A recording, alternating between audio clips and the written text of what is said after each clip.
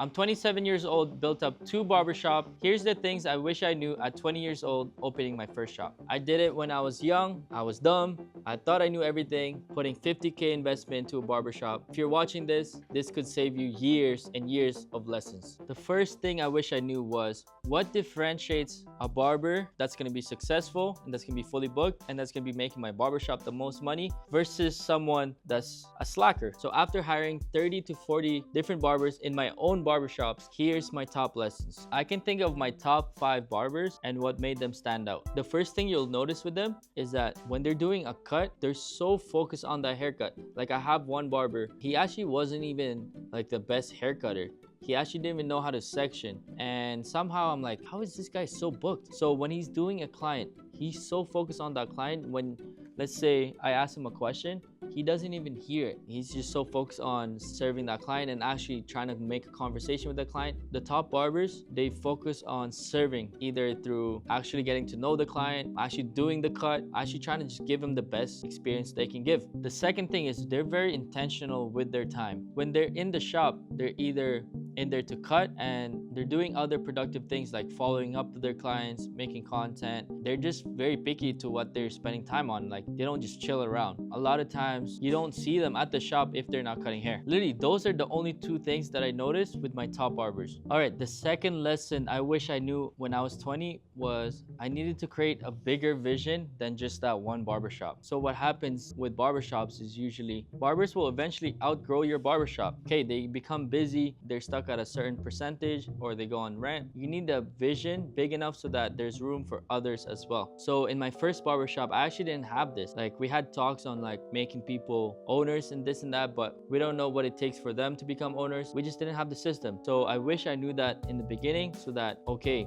barbers will have to stick with me. I actually want to stick with them because I want to see them grow as a person and grow as a barber. So me not having these systems, I was capped out. I had to always keep replacing barbers because they outgrow my business. So third thing that I wish I knew was I wish I would have known to just focus on one thing. When I had my first barbershop, I actually started a business with my brother for the flooring company. I started a fish business with my friends, and then I started a marketing agency with my friends. From the outside looking in, a lot of people thought I just had a bunch of businesses and I was this entrepreneur. And this is a common mistakes we make as business owners, is that we're not just focused on building our main business. Now I'm just so focused on growing one business at a time. I stopped those side hustles. People ask me all the time, yo, we should do this, yo, we should do that. And I'm like, no, I'm good. So learn how to say no to other opportunities. The main reason why I did that was because I actually didn't know how to grow that business. I felt like it was a good enough business. Our numbers were kind of going up. We didn't have proper tracking when it comes to those things. So that's kind of like the reason why I didn't really know how to grow it. If you have a barbershop, what's stopping you from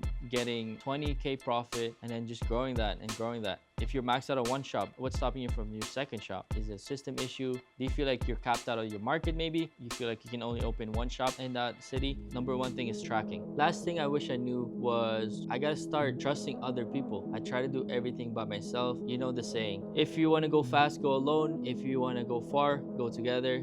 Like I said, I'm giving more opportunities for my barbers to actually manage the shop now. They're actually the ones marketing the shop. I'm actually giving them the opportunity to become owners as well. Because if I'm trying to take over in my city, trying to take over in my country, these guys, I need to trust them. I need to teach them everything I know. So the whole goal now is to multiply myself. And when it comes to other tasks as well, like the small delegation stuff, I have a VA now, I have a videographer. I have these guys making content for me. I stopped trying to do everything by myself. And if you're trying to go far, you have to do this. Obviously, we can get super tactical to the small things like how to run Facebook ads. Those are the small things. If you're someone that's young and you have big goals, you want to open barbershops, I actually came up with a program that covers all of the small details, to what systems we use, to the hiring process, the onboarding process, our tier system, everything that has to do with the barbershop, and how it can help you go from someone that's overworking to an actual freedom with business. If you want the specifics on how we can help you, go ahead and click that link below. That link will go to a free audit